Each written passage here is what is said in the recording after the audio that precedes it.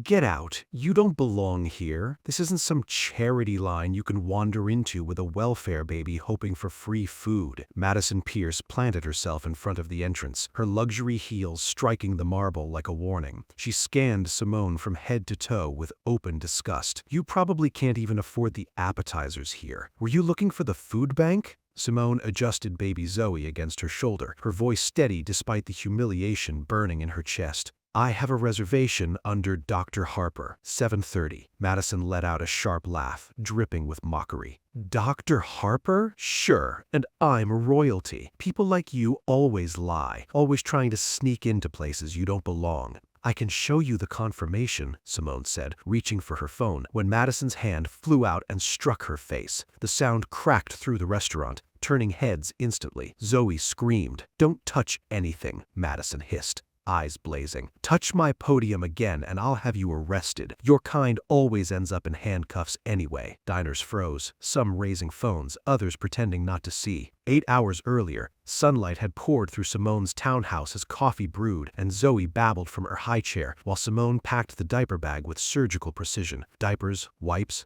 bottle, pacifier, hands trained by years in the operating room. Framed on the wall were reminders of her life: medical school graduation, her surgical team, her award as the youngest chief of pediatric surgery at Metropolitan General, and her wedding photo, Simone in white, Daniel laughing beside her, before the accident that made her a widow at 33. Her phone buzzed. Dr. Harper? The administrator confirmed. Monday's board meeting is set. The budget looks excellent. Thank you, Simone replied, glancing at the reservation confirmation glowing on her screen. La Belle Eto, 7:30, table for two, the place where Daniel had proposed, where they returned every anniversary. Tonight was meant to honor him. She had no idea it would turn into a nightmare. La Belle Eto sat in the city's richest district, all crystal windows and silent valets, owned by the Elysian Dining Collective, whose CEO Jonathan Wright inspired fear without ever appearing. Madison Pierce ruled the hostess stand like a throne. With wealthy parents and powerful connections, she chose who belonged and who didn't, often turning away people of color with rehearsed excuses. Derek Carter, the floor manager, saw it all and said nothing, too afraid of losing his paycheck. That evening, Madison saw the reservation list, Dr. S. Harper, party of two, and assumed a wealthy white man. At 6:45, Simone arrived, elegant in black, Zoe in pink, greeted warmly by the valet before stepping inside to soft music and polished silverware. The moment Madison looked up, everything changed. She dismissed Simone's confirmation, suggested a diner instead, mocked her appearance, and when Simone asked for a manager, laughed loudly about playing the race card. Derek appeared, uncomfortable but silent. When Simone reached toward the reservation book,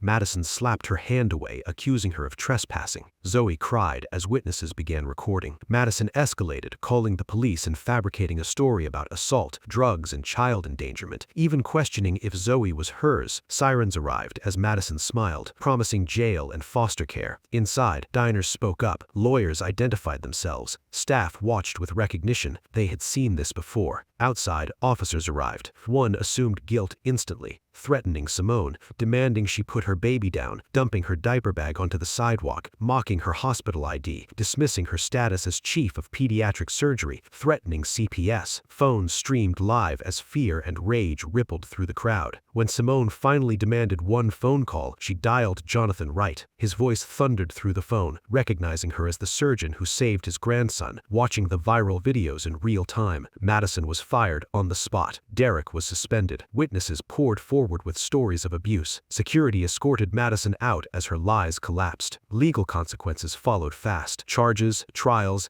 guilty verdicts, firings, reforms, settlements, viral outrage, systemic change. 6 months later, Simone sat in her hospital office, Zoe playing at her feet, reflecting on a night that wasn't about a reservation, but dignity, reminding the world that silence protects injustice and that real change begins when someone refuses to look away.